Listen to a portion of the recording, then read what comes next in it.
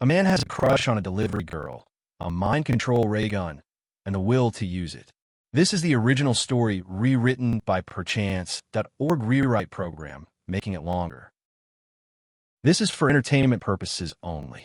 This short story is only for people over the age of 18. Wait, don't move.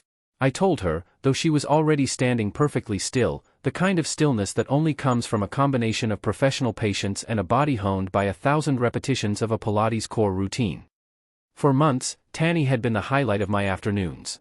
To the casual observer, she was simply the local courier, the girl who handled the logistics of my incoming shipments with a level of efficiency that was almost hypnotic.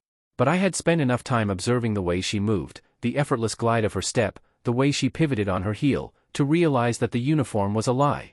The standard-issue brown delivery shirt was stretched tight across a chest that didn't belong to someone who spent their days driving a route, and the hem had been subtly altered, cropped just high enough to reveal a midriff that looked like it had been sculpted from marble. She was a fitness model. It wasn't a guess, it was a mathematical certainty based on the definition of her obliques and the predatory clarity of her hazel eyes. She had this smile, wide, toothy, and brimming with a sort of curated radiance, that suggested she knew exactly how much space she occupied in a room and exactly how much the people in it were staring. I never asked how she'd convinced her supervisor to let her modify the corporate dress code to showcase a persistent, rock-hard six-pack. I didn't need the details of the negotiation, I only needed the visual results. I'm just doing this until the fitness modeling career actually takes off. She had told me once, her voice a playful melody that promised things that had nothing to do with postage and shipping. You know how the industry is. Grinding until the big break happens. She smiled at me then, and for a moment, the air between us felt thick, heavy with the kind of tension that usually precedes a storm. She thought she was the one with the power in the interaction, the beautiful woman delivering parcels to a quiet man in a dusty shop. Tanny had no inkling that my quiet life was funded by a niche market that catered to the most disturbing whims of the wealthy.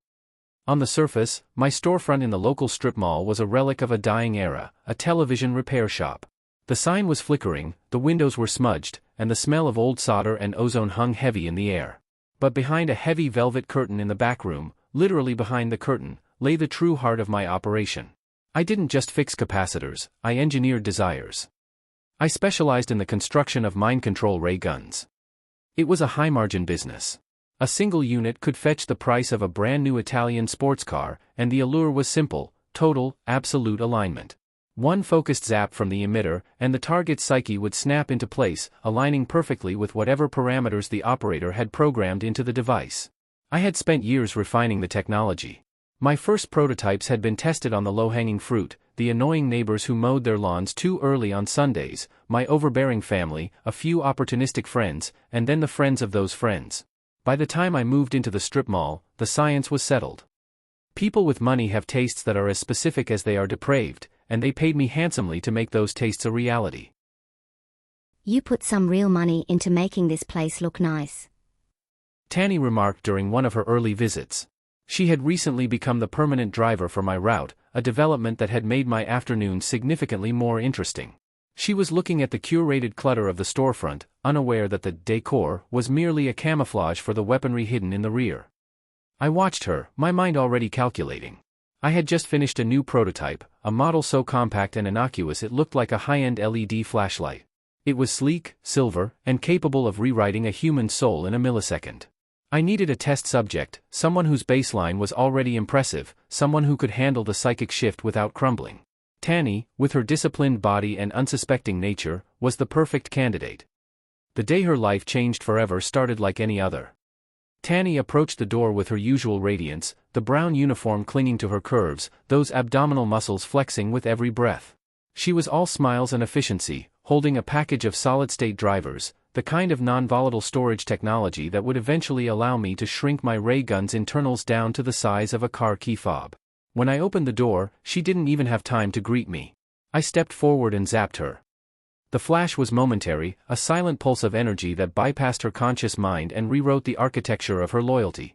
The programming was simple, elegant, and absolute. I didn't want a puppet, I wanted a devotee. The instructions were etched into her subconscious with surgical precision: Tanny loves me slavishly. Tanny finds her ultimate purpose in being used by me in every conceivable way. Tanny wants me constantly, and her only desire is to serve my needs. The transition was seamless. The girl who had walked up the path as a fitness model walked back to her truck as my most devoted asset. Deliver your warmth to me, master. She had cried out a few weeks later, her voice breathless and desperate during a particularly quiet Tuesday afternoon in the back of the shop. As time went on, my ambitions grew. I began using the ray gun on other women, the occasional customer who came in with a broken Sony or a flickering plasma screen, but Tanny remained the blueprint. I became obsessed with her physicality. I began updating the programming in the latest models of the gun to ensure that the women I claimed weren't just obedient, they had to be fit. I didn't want the soft, curated look of a television sitcom, I wanted the raw, disciplined muscle tone of a professional athlete. I wanted women who could keep up with me, who had the stamina to go as long as I desired. I essentially wanted an army of Tannys, varying the skin tones and breast sizes, but keeping the ironclad core and the unwavering devotion.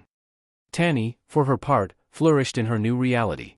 She had even modified her uniform further, making the abdominal display more prominent, as if her body were a temple dedicated to my whims. I love delivering packages to master. She would whisper to herself, her eyes glazing over with pleasure as she stepped out of her delivery truck. Maybe today he'll have time to screw me silly. She had carefully timed her route so that my shop was always the final stop before her mandated break. It gave us hours of undisturbed time in the back room, where the smell of solder was replaced by the scent of exertion and submission. As I continue to refine the portability of the device, my vision expands. I can see it now, the turn of the century approaching, the air electric with anticipation. By the time the ball drops, I won't just have one devotee. I will have a legion of them, fit, sculpted, and utterly mine. We'll throw a party that would make 1999 look like a rehearsal, a massive, naked celebration of absolute control.